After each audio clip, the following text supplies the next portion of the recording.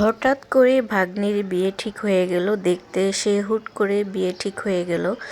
আসসালামু আলাইকুম, সবাই কেমন আছেন? আল্লাহর রহমতে যে যেখানে আছেন সবাই ভালো আছেন। আজকে হালকা একটা ছোট্ট ভিডিও নিয়ে আসছি। হঠাৎ করে ভাগ্নিকে দেখতে আসছে। ভাগ্নিকে দেখতে এসেই যে বিয়ে ঠিক হয়ে গেছে হুট করেই।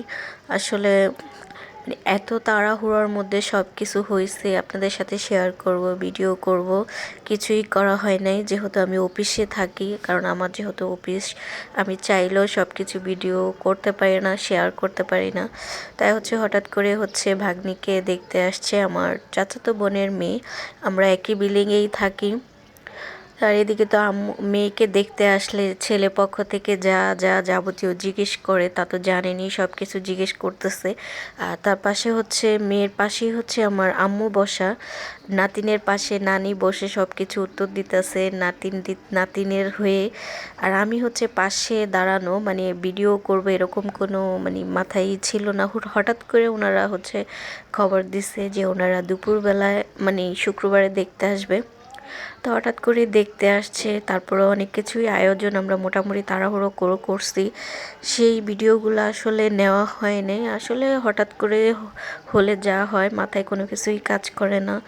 তো আপনাদের সাথে একই তো এক সপ্তাহের মধ্যেই সব কিছু হুট করে তারা তো দেখতে এসেই আমাদের মেয়েকে নিয়ে যাবে, তারা রেখে যাবে না। এই যে ছেলে আর মেয়ে, দুজনেরই একদম বয়স কম, হ্যাংলা পাতলা। বিয়ের পর অবশ্য ঠিক হয়ে যাবে। আর এখানে আমরা বিয়ের মার্কেটিং, গায়ে হলুদ, মোটামুটি যা করছি সবাই মিলে আপনাদের সাথে শেয়ার করছি।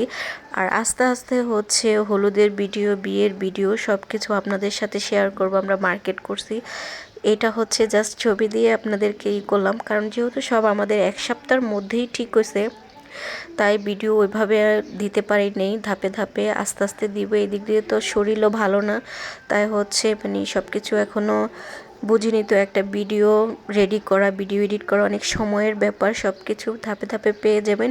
অবশ্যই আমার চ্যানেলটা ফলো করবেন, ফলো দিবেন।